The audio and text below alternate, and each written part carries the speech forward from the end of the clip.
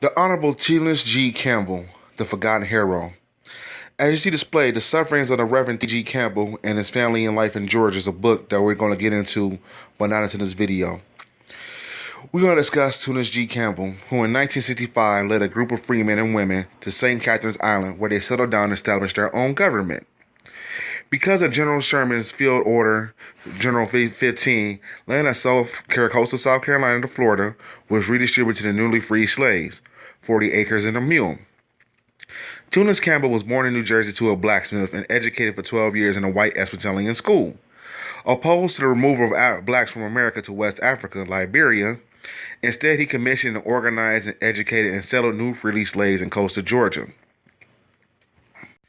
The challenges he had with this, President Andrew Johnson revoked Sherman's General Order number 15, and the land was returned to the planters. Tunis Campbell and his settlers left St. Catharines, and some stayed and worked with contract with the white planters. Tunis Campbell secured land on the South Pole River and entered a sales agreement with C.H. John Hopper and began the settlement there. The settlement settled by Tunis Campbell had its own constitution and authorities to prevent discrimination and mistreatments of blacks. Elected to Senate, white Democrats decided that Tunis Campbell was becoming too strong and needed to be removed. He had a conspiracy of false accusation and was imprisoned in 1875. C.H. John Hopkins went to court and got the land repossessed from the blacks that was there. Tunis Campbell, as he said before, the new African Cathedral Island in Georgia Republic and Georgia State Senator. Although not well known, Tunis Campbell is probably one of the most important black figures in U.S. history.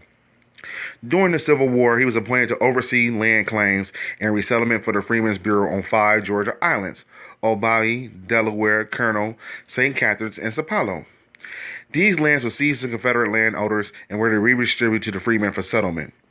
In 1865, Campbell led a group of freemen and women to St. Catharines Island, where they settled the island land and established their own government.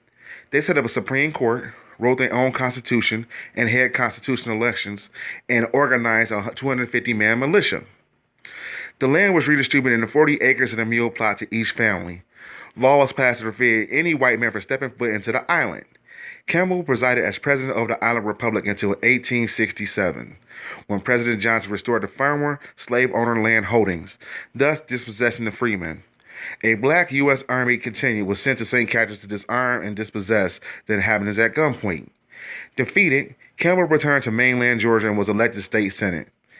During the radical phase of Reconstruction, the Georgia Center, under Campbell's leadership, established universal male suffrage, free public education, and passed other progressive measures. In 1872, as the federal government began subverting Reconstruction, Campbell was impeached on the grounds that he had committed election fraud. He was arrested and imprisoned in a labor camp for 1 year. After his release, he died and fled north. He fled north and died in 1891. The Georgia planters, who received pardons from the President Andrew Johnson, regained control of the islands in 1866. Campbell quickly purchased 250,000 acres of BelleVille in McIntosh Colony and established an association of black landowners to divide parcels and profit from the land. Tunis Campbell during the Civil War in an attempt to establish a self-supporting and apparently democratic community of free blacks under a gaze of freedom. He was something of an idealist and a revolutionary, for after being fired from 1866, he used his own money in an attempt to build a similar community of black freeholders on a former BelleVille plantation in McIntosh County.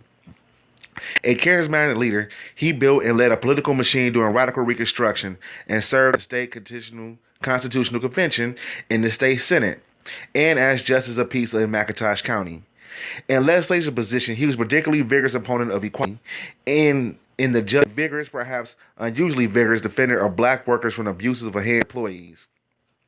His machine survived redemption in 1870. Indeed, and it survived his imprisonment in 1875 on charges that were the result of a Redeemer conspiracy. Clearly, Campbell was an extraordinary person, well worth the attention for what he wrote and what he believed. Writing a book about Tunis Campbell faces serious challenges. Manuscript sources are thin and non-existent in virtually every part of this man's life and thought, except for a contested election in Georgia State Senate and his trial, conviction, and appeals and imprisonment at the hand of Redeemer authorities. Nevertheless, very little is known or can be discovered about Campbell. Duncan actions and his belief in places those superstitions and conclusions within the bodily drawn portrait of political developments in McIntosh County and in the state of Georgia. The result is sympathetic work of the necessary hovers on the edge between fiction and history. Many who read about Ernest Campbell and like to attribute to the motivation and ideology of Campbell. There is not much of an evidence about what Campbell did alone or what he thought. For example, the enterprise at BelleVille may as well have been rooted in black separatism, and Campbell may have favored separatism for strength, as the title of the first chapter of the book suggests. But there's not much evidence about BelleVille, and there's no evidence in any known source that will establish whether Campbell understood or described his actions in that or some other way. Some historians suggest that this book may have not been written. Would have been mistaken. So they don't want you to know a lot about Ernest Campbell's life. And the book, The Sufferings of Ernest Campbell's, it goes real deep about what they put this man through, for starting his own nation within a nation. And like I said before, a separatism. Many things about Ernest Campbell's not really learned about. But the Redeemers, as it was talked about, the Redeemers or the redemption of 1870 is what kind of was going on, supreme white backlash during the time of Reconstruction. So the white folks, the Democrats took over a lot of the stuff, and it's like the same thing that's going on now. Of 250 soldiers. So they couldn't really bring folks on, and white folks tried to come on there and try to take over the land, but they killed them. They shot them and let them go. Let them have it. So they really couldn't get the redemption of the land like Tunis G. Campbell is still so much hated through history that he is not even in the Georgia history books. And going down to Georgia, he is not there. They blackballed him that bad.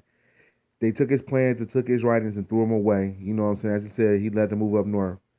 So we got to give it up to this forgotten hero, Tunis G.